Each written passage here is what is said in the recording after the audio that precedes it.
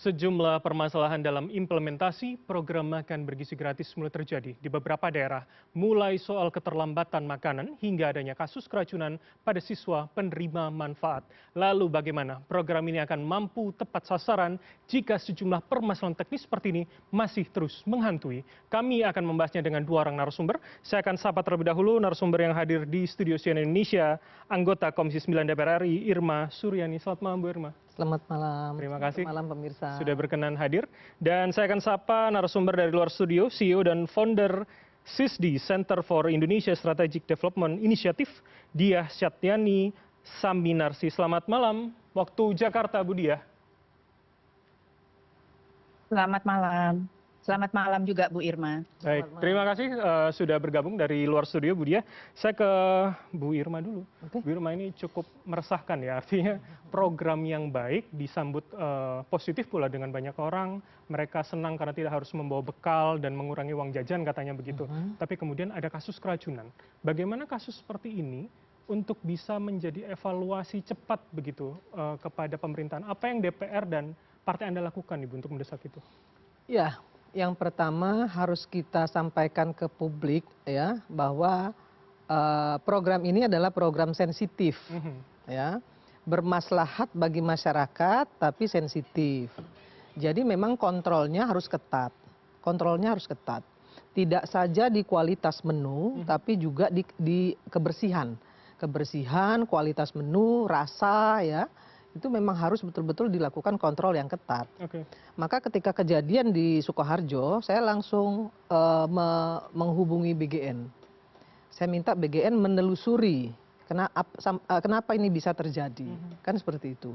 Nah ternyata di makanan itu kan tidak ada residu barang berbahaya lah, gitu ya. Tidak ada kemungkinan ada makanan yang tidak matang atau ketika diolah itu dalam kondisi yang kurang bagus. Informasi yang kami terima ayamnya ternyata yang tidak matang.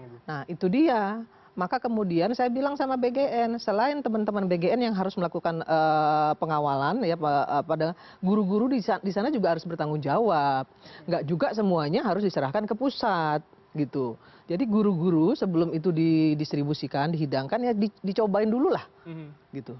Harus ada tester. Dan itu setiap hari ya artinya? Oh iya, harus ada yang bertanggung jawab di sana. Misalnya pihak catering, ya itu juga perlu dimintai pertanggungjawaban untuk bisa melakukan kontrol juga gitu. Kalau semuanya diserahkan ke BGN, saya yakin nggak akan tertangani di seluruh Indonesia sebanyak ini.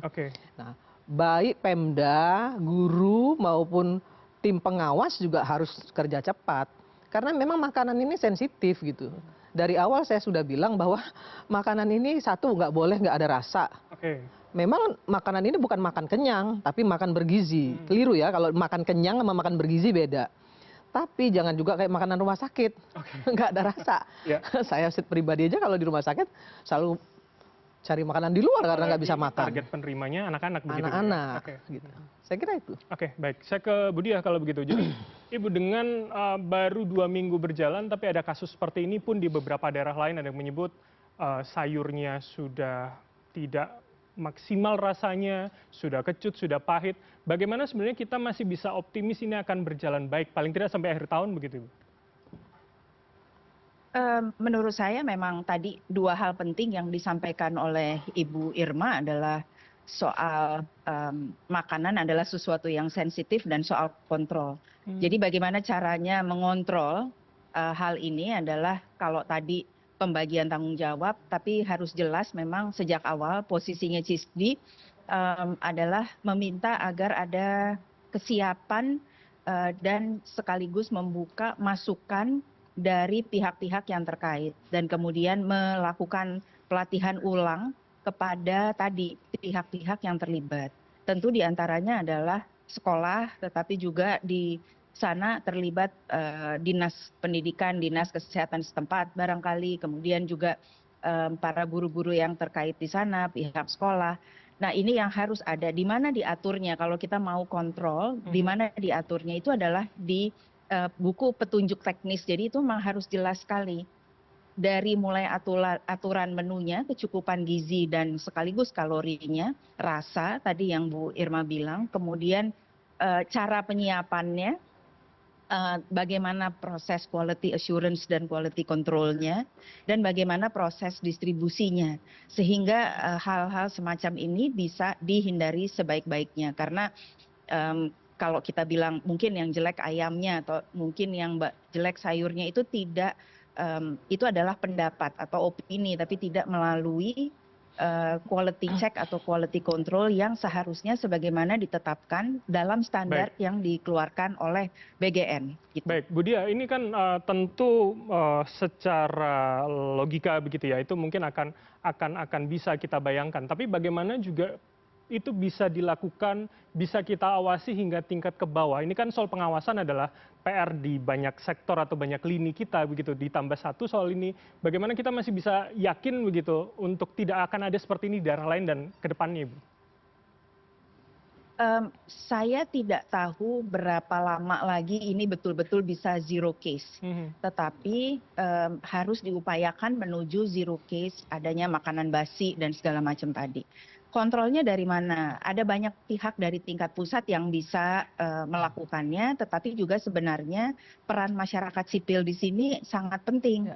Kita punya para kader-kader yang ada di komunitas, itu bisa diberdayakan untuk membantu pihak-pihak yang terlibat di tingkat sekolah ya, di tingkat masyarakat untuk melakukan kontrol ini, dan ada mekanisme pelaporan bagaimana masuk bukan hanya mencari kasus tetapi memastikan quality check dan quality assurance. Oke, itu menarik. Soal bagaimana pelaporan dari masyarakat sipil itu juga menjadi PR begitu ya. Sebelum saya menanyakan lanjut kepada Bu Irma, saya harus disclaimer terlebih dahulu. Kami sudah mencoba untuk menghubungi pihak dari kantor komunikasi Presiden untuk bisa bergabung dalam dialog kita, namun sayangnya tidak ada yang bisa bergabung pada malam hari ini.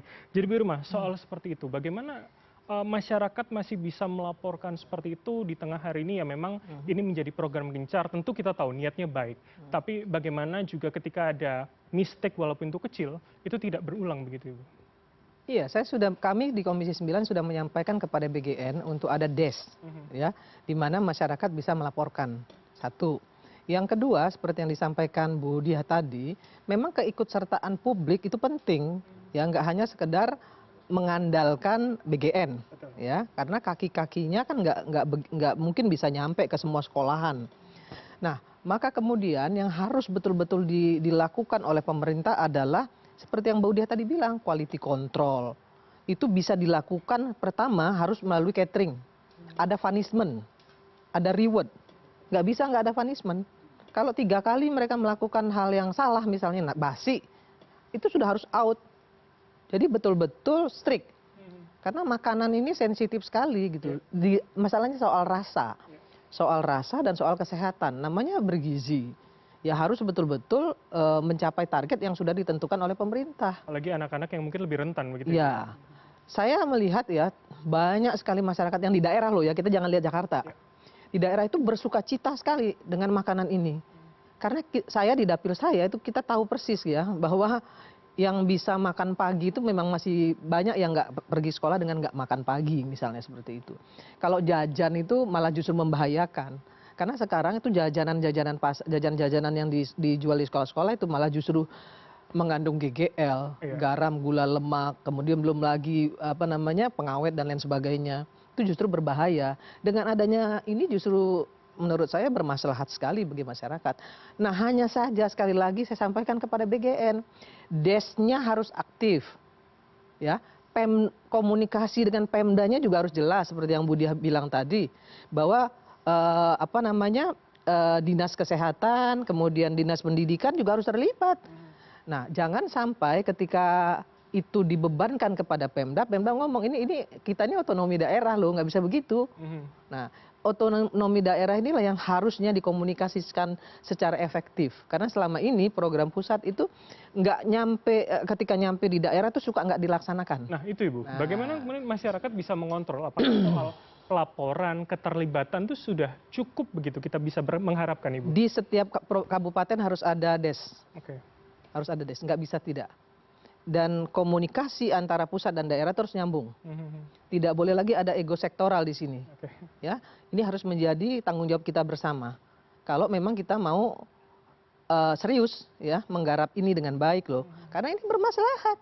Ekonomi bisa tumbuh, lapangan pekerjaan tercipta, ya. Apa namanya, pertumbuhan otak anak juga saya yakin juga akan bisa meningkat gitu. Nah, ini kan perlu digarisbawahi oleh seluruh masyarakat Indonesia. Jangan cuma bisa nyinyir yang oknum-oknum itu gitu ya. Support dulu, lihat dulu gitu. Jangan belum apa-apa udah bilang pesimis, nggak bisa juga. Nggak akan ada yang jalan kalau kita belum apa-apa udah pesimis.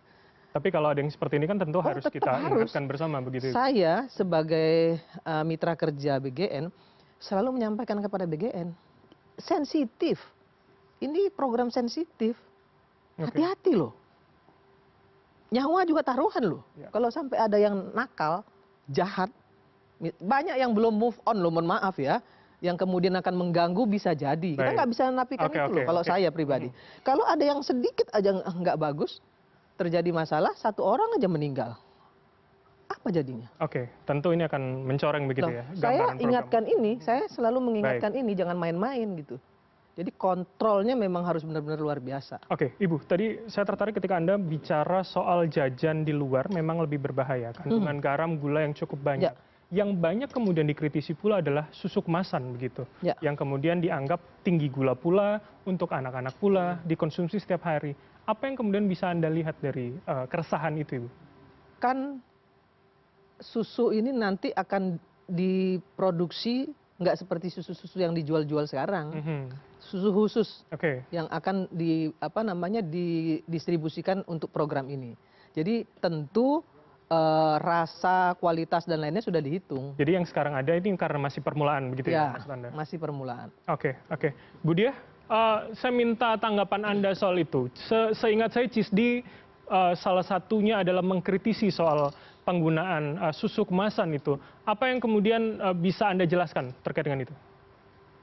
Baik, jadi susu kemasan ini memang kandungan gulanya sangat tinggi, terlalu tinggi untuk dikonsumsi oleh anak-anak. Jadi itu yang memang kami selalu bahas bahwa maksudnya baik, berniat baik untuk memberikan kandungan gizi yang cukup dan baik untuk anak-anak. Tapi apabila ternyata di dalamnya ada gula yang sangat tinggi, maka itu akan membawa dampak jangka panjang untuk kesehatan anak-anak ini pada saat dia dewasa. Itu yang kami selalu ingatkan, tapi kalau memang akan ada susu khusus yang dibuat, maka ini masuk ke dalam buku petunjuk teknis di mana kandungan gula di dalam susu tersebut juga dijelaskan secara nyata gitu, jelas hitam putih tulisannya berdasarkan standar gizi, berapa kandungan gula yang ada di sana yang aman untuk dikonsumsi oleh anak-anak. Bu Diah, ini sebetulnya salah satu isu yang pernah memang diresahkan publik di awal, bahwa tidak semua daerah mendapatkan susu, terus kemudian dijawab oleh pemerintah yang menyebutkan bahwa sebetulnya memang tidak semua ada susu karena akan disesuaikan dengan masing-masing daerah. Apa yang kemudian CIS dilihat begitu dengan ketiadaan susu misalkan digantikan dengan apa yang ada yang tersedia pada kearifan-kearifan lokal pada daerah-daerah tertentu begitu, Bu? Ya, jadi kalau mengenai susu memang kita jelas ya dilihat dari petunjuk teknis dari Kementerian Kesehatan, ada yang namanya isi piringku dan itu sudah tidak lagi mengharuskan adanya susu.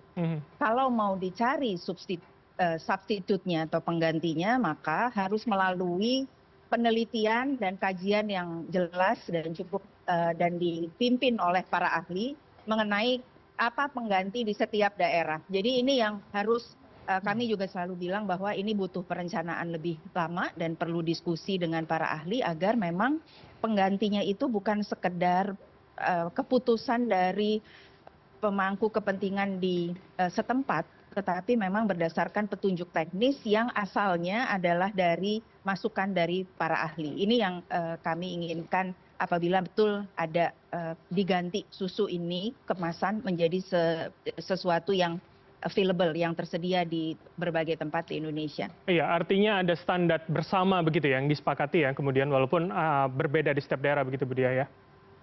Betul, karena ada standar gizi dan ada standar kalori yang harus dipenuhi oleh anak-anak di usia-usia tertentu. Jadi itu yang harus dicukupi. Baik, nah ini bicara soal standar gizi, standar asupan begitu, tapi kemudian target kita adalah anak-anak yang mungkin belum sesadar kita bahwa makan ya harus ini sudah sesuai kebutuhan, tapi kan anak-anak ingin yang enak begitu.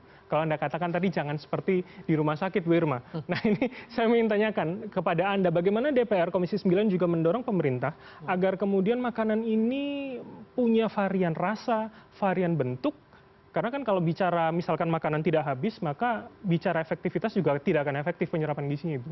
Ya, makanya kemarin kami sampaikan kepada BGN bahwa kami kan di Komisi 9 menyampaikan kepada BGN jangan sampai makanannya mengandung GGL tinggi, garam, gula, lemak tinggi. Itu sudah menjadi komitmen kami untuk yang kami sampaikan kepada BGN. Itu yang pertama. Tapi perlu juga kita pahami, kan anak-anak ini seleranya beda-beda. Ya. Ada yang nggak suka tempe, dia sukanya tahu. Kalau di Sumatera Selatan kebanyakan orang lebih suka ikan daripada daging atau ayam misalnya seperti itu. Nah hal-hal seperti ini kan nggak bisa satu catering tuh, oh ini satu anak ini bikinin tempenya, yang ini tahu, yang ini kan nggak bisa juga gitu. Jadi memang seperti yang saya bilang tadi, memang ini sensitif. Nah untuk itu masyarakat diminta untuk tidak membesar-besarkan masalah kalau soal itu. Yang satu suka tempe, nggak mau. Kenapa nggak mau makan? Saya sukanya tahu. Bu, tapi kan ya, artinya yang begini-gini nggak perlu di-share ke media-media. Kalau anak-anak tidak memakannya, tidak menghabiskannya, artinya ya target kita untuk mengefektifkan penyerapan gizi kan akhirnya juga kurang maksimal begitu kita. Saya kira nggak juga. Kalau dia nggak suka tempe, kan ada ikan yang dia makan. Oke. Kan ada sayur. Kan nggak bisa juga kemudian cateringnya nyiapin ini tempe, ini yang ini tahu ya, yang ini telur, yang ini nggak bisa juga begitu.